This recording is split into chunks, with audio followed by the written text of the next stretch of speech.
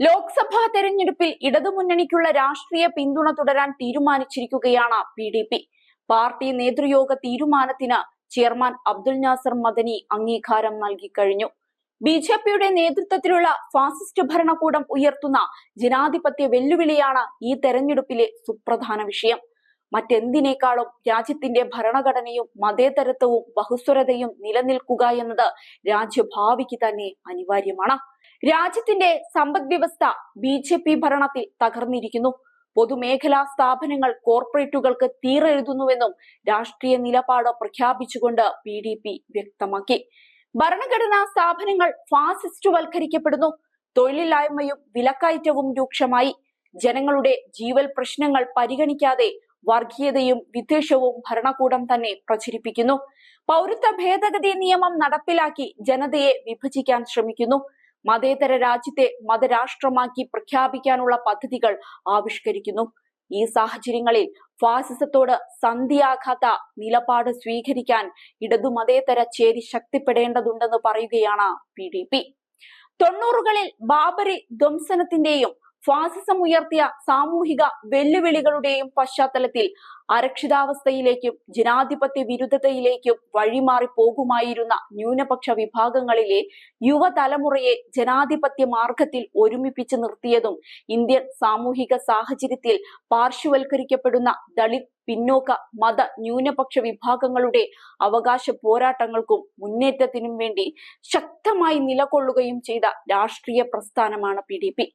പാർട്ടിയുടെ അസ്തിത്വവും പ്രത്യയശാസ്ത്ര നിലപാടുകളും തിരിച്ചറിയുകയും ജനാധിപത്യ പ്രക്രിയയിൽ അവസരവും അംഗീകാരവും നൽകിയ രാഷ്ട്രീയ സംവിധാനമാണ് ഇടതുമുന്നണി എന്നതുകൂടി അവരോടൊപ്പം ചേർന്ന് നിൽക്കാൻ കാരണമായിട്ടുണ്ട്. സംഘപരിവാറിനും ഫാസിസത്തിനുമെതിരെ താരതമ്യേന മികച്ച രാഷ്ട്രീയ ബദൽ എന്ന നിലയിൽ ഏറെ വർഷങ്ങളായി PDPയുടെ രാഷ്ട്രീയ നിലപാട് ഇടത് മതേതര ചേരിയെ ശക്തിപ്പെടുത്തുക എന്ന സമീപനത്തോടെയായിരുന്നു. മുന്നണിയുടെ നയങ്ങളോടും നിലപാടുകളോടും ഇടതു ഭരണകൂടം കൈക്കൊള്ളുന്ന പല തീരുമാനങ്ങളോടും പാർട്ടിക്ക് വിയോജിപ്പുണ്ടായിട്ടുണ്ട്. അത്തരം തീരുമാനങ്ങൾക്കെതിരെ ജനാധിപത്യ വിയോജിപ്പ് തുടരുകയും ചെയ്യും.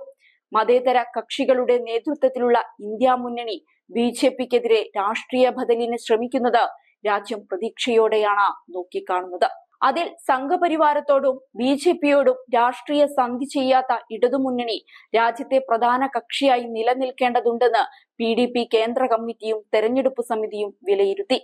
PDPയുടെ രാഷ്ട്രീയ നിലപാട് കേവല തെരഞ്ഞെടുപ്പ് പിന്തുണയ്ക്കപ്പുറം പ്രത്യയശാസ്ത്ര പ്രതിബദ്ധതയുടെ കൂടി ഭാഗമാണെന്നും നേതാക്കൾ അറിയിച്ചു.